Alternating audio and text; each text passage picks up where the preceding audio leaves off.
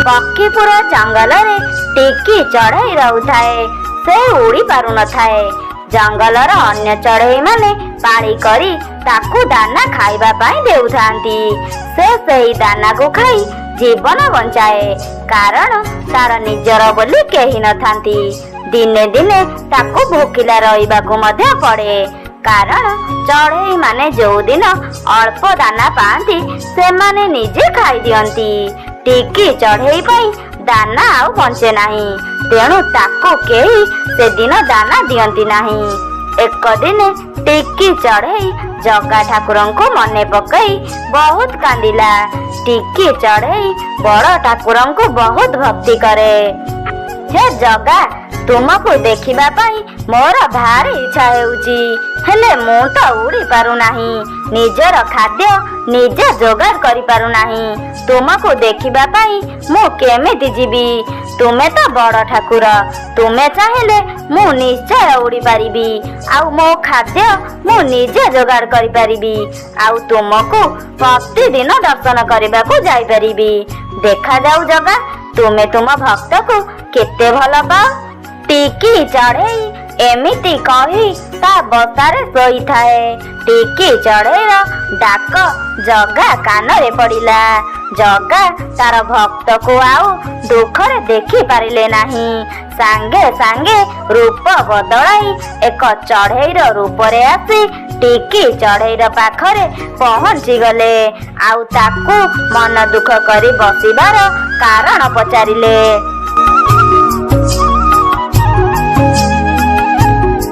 चढ़ई मु दूररू देखिली जे तू एठारे मन दुख करी बसिचु। तोर कौन होईची मते कह, मु तोर सबु दुख दूर करी देबी। हेले चढ़ई तुमे किए? मु तो तुमको चिन्हिनी। तुमे तो एही जंगलर चढ़ई नुहे। तुमे मते काहे के सहाय्य करिब? हाँ चढ़ई, मु एही जंगलर चढ़ई नुहे, हेले मु सबु जंगलर चढ़ई मानकर दुख दूर करिथाए। आउ तोर दुख मध्य दूर करिदेबी। चढ़ई मु उड़ी पारु नाही, हेले जगतर नाथ जगन्नाथंको दर्शन करिबा पाई मोर भारी इच्छा। हेले मु आउ कौन करि पारिबी? एउठु रही तांकु केवल मने पकेई पारुछि, हेले तांकु देखी पारु नाही। तुमे जदि मोते टिके तांक पाखकु नेई जांत ताहेले तुमर बड़ मंगल हुअंता। एतिकी मो पाई करि दियो। हाँ चढ़ई, से बड़ ठाकुर काहार दुख देखी पारंती नाही। सेथिपाई बोधे मो द्वारा तुमर दुख दूर करिबा पाई से मोते तुम सह देखा करैछंती। चल मो एबे तुमको तांकर दर्शन करिबा पाई तांक पाखकु नेई जिबी।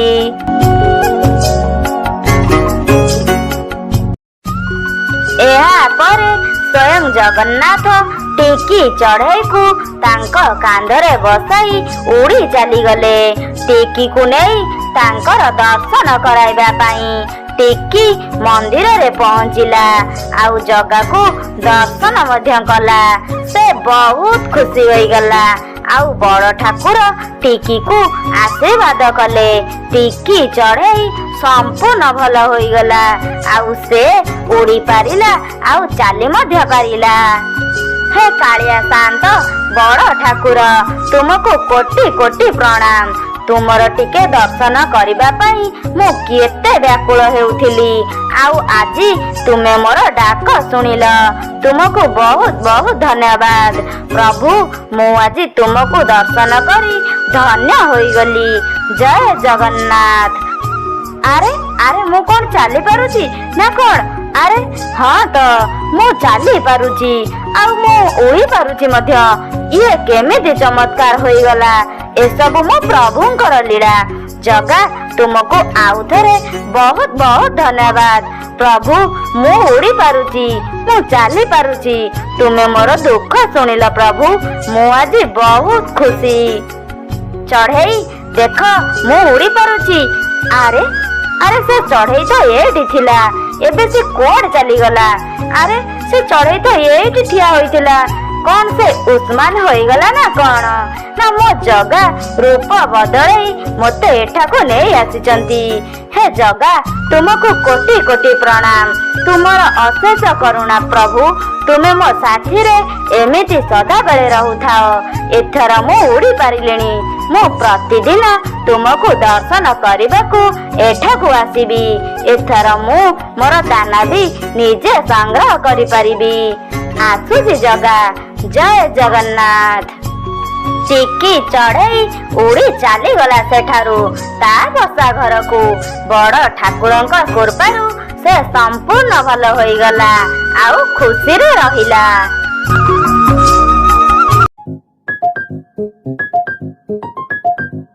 ओहो ए कि शीतल मा ए शीत को पुणी ए बरफ वर्षा जीवन नेब ए शीत दिन जना गलानी। मा ए शीत मु जमारू भी संभाली पारु नाही। ए बरफ वर्षा काहींकी होउची के जानी बाहर को मु टिके हेले भी खेलिबा पाई जाई पारु नाही। मा मते गोटे बड़ कंबल घोड़ेई दियो। मु जमारू भी ता भीतरु बाहरी भी नाही। कुन्ना हेइने एई कंबल घोड़ेई होई तू एही बसा भितरे बस। बाहर को जमारू भी बाहरी बु नाही। मु जाउची किछि दाना संग्रह करी आनिबी तू खाइबू।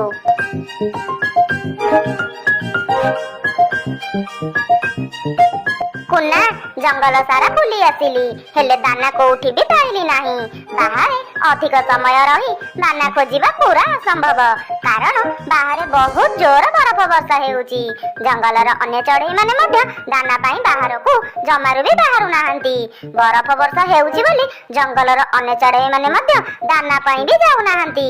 कोन करिबा भोकरे आउटु पाउटु समस्त होउचंती हेले बाहर को बाहरु नाहंती। मा तुमे गोटे किछि कर नहले आमे भोकरे मरी जिबा। खाली आमे नुहे आम जंगलर अन्य चढ़ई माने मध्य भोकरे आउटु पाउटु हेउथिबे। मा तुमे गोटे किछि कर। हाउ कुन्ना तू व्यस्त हो ना मु एबे परी चढ़ईर पाखकू जाउची। से एबे तांको गुंफारे थिबे। से आमको निश्चय साहाय्य करिवे। तांकर तो जादू शक्ति अछि। से तांको जादू द्वारा हमर खाद्यर व्यवस्था निश्चय करिवे। मु एबे जाउची कुन्ना। परी चढ़ई बहुत बड़ गोटे असुविधा हो जाइची। आउ सेही असुविधारू तुमे ही एकमात्र आमको रक्षा करि परिबो।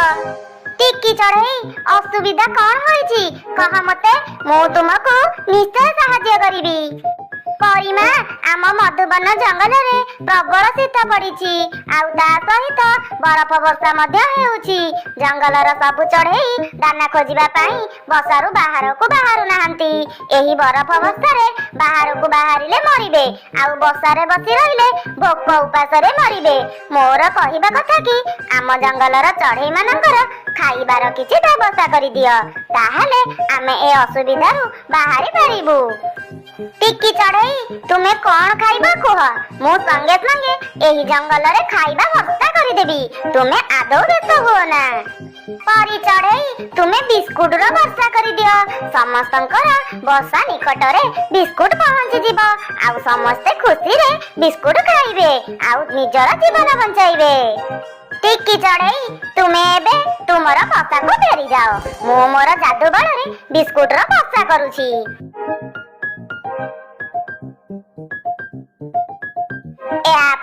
टिकी चढ़ई तार बसा को फेरी गला। तापरे परी चढ़ई बिस्कुट रो व्यवस्था कले। जंगलर चढ़ई माने खुशी होई बिस्कुट खाइले। कुना चढ़ई मध्य खुशी होई बिस्कुट खाइला। बिस्कुट रो वर्षा सब चढ़ई मानक बसा निकट रे हेला तेणु ताकू खाद्य खाइबा पाई सुविधा हेला। आउ मधुबन जंगलर चढ़ई माने शीत कबळरू आउ बरफ वर्षारू रक्षा पाई गले। सुंदरबन जंगल रे आज राखी पूर्णिमा पालन हेउची। सबु चढ़ई माने तांकर भाई चढ़ई मानक हाथ रे राखी बांधुचंती।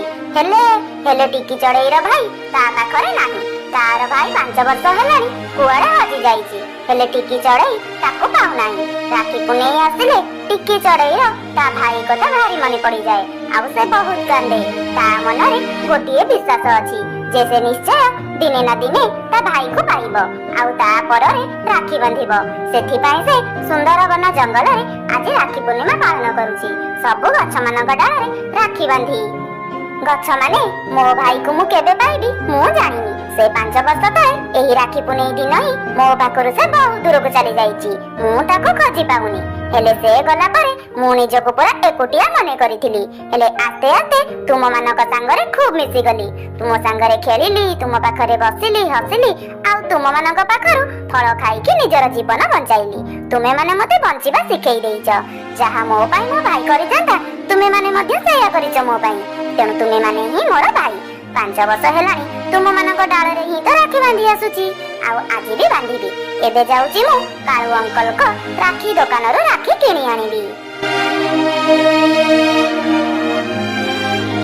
ଏହାପରେ ଟିକି ଚଢ଼େଇ କାଳୁ କାଳୁ ଦୋକାନକୁ ରାକ୍ଷୀ କିଣିବା ପାଇଁ ଗଲା। ଆଉ ସେଠି ପହଞ୍ଚି ରାକ୍ଷୀ ଚଏସ୍ କରିବା ସମୟରେ କାଳୁ କାଳୁ କହିଲା, ଆରେ ଟିକି ଚଢ଼େଇ, ତୁ ରାକ୍ଷୀ ଚଏସ୍ କରୁଛୁ, ରାକ୍ଷୀ କିଣିବା ପାଇଁ ଟଙ୍କା ଆଣିକି ଆସିଛୁ ନା ନାହିଁ? ହଁ ହଁ କାଳୁ ଅଙ୍କଲ, ମୁଁ ରାକ୍ଷୀ ନବା ପାଇଁ ଟଙ୍କା ଆଣିକି ଆସିଛି। ଟିକି, ତୁ କାହିଁକି ଆଉ ରାକ୍ଷୀ କିଣି ନଉଛୁ? ତୋର ତ କେହି ଭାଇ ବି ନାହାନ୍ତି। ତୋର ଭାଇ ତ କୁଆଡେ ହଜିଗଲା। ଆଉ ତୁ ସେଇ ଗଛ ମାନଙ୍କୁ ନେଇ ରାକ୍ଷୀ ଗୁଡାକ ବାନ୍ଧୁଛୁ। ସେ କଣ ତୋ ଭାଇର ଅଭାବ ପୂରଣ କରିପାରିବେ? କାହିଁକି ତୁ ପଇସା ଗୁଡାକ ବର୍ବାଦ କରୁଛୁ ମାଗଣାଟାରେ? ଏହାପରେ କାଳୁ କାଳୁ ଟିକିକୁ ଏମିତି କହିବା ସମୟରେ ସାନୁ ଚଢ଼େଇ ଆସି ସେଠାରେ ପହଞ୍ଚିଗଲା। ଆଉ ସେ ଭାରି କଳୁଗୁରି ଚଢ଼େଇଟିଏ ଥିଲା। ଆଉ ସବୁବେଳେ ସେ କଟୁ କଥା ଗୁଡାକ କହୁଥିଲା। ସେ ଟିକି ଚଢ଼େଇକୁ ବହୁତ କଥା ଶୁଣାଇଲା। ଆରେ ଟିକି ଚଢ଼େଇ, ତୁ ରାକ୍ଷୀ କିଣୁଛୁ, ତୋର ରାକ୍ଷୀ ପୁଣି କଣ ହେବ ବା? ତୋର ତ ଭାଇ ନାହିଁ। ତୋ ଭାଗ୍ୟଟା ପୁରା ପୋଡା। ଭାଇ ଥାଇକି ବି ସେ କୁଆଡେ ହଜି ଯାଇଛି। ହେ ଟିକି, ତୋ ଭାଇ ହଜି ଯାଇଛି ନା ସେ ତତେ ଛାଡି କୁଆଡେ ପଳେଇ ଯାଇଛି ବା? ସେ ଯଦି ତତେ ତା ସାଙ୍ଗରେ ରଖିବା ପାଇଁ ଚାହୁଁନଥିବ, ବୋଝ ସମ୍ଭାଳି ନ ପାରି ବୋଧେ ତତେ ଛାଡିକି ପଳେଇଛି।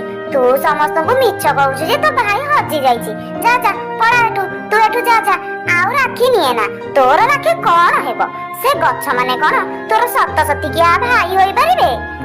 ସାନୁ ଚଢ଼େଇ, ଥଣ୍ଟ ସମ୍ଭାଳିକି କଥାବାର୍ତ୍ତା କର। ମୁଁ ଗଛ ମାନଙ୍କୁ ମୋର ଭାଇ ଭାବୁଛି। ତୁମର ସେଇଠୁ ଯା ଆସେ କେତେ? ତୁମର ଅସୁବିଧା କଣ ହେଉଛି? ମୋର ବିଶ୍ୱାସ ଅଛି ଯେ ମୋ ଭାଇକୁ ମୁଁ ଦିନେ ନା ଦିନେ ନିଶ୍ଚୟ ପାଇବି, ହେଲା?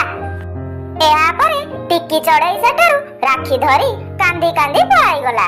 ଆଉ କିଛି ଦୂର ଯିବା ପରେ ସେ ଗୋଟେ ଗଛ ଉପରେ ବସି କାନ୍ଦିବାକୁ ଲାଗିଲା। ଆଉ କହିଲା,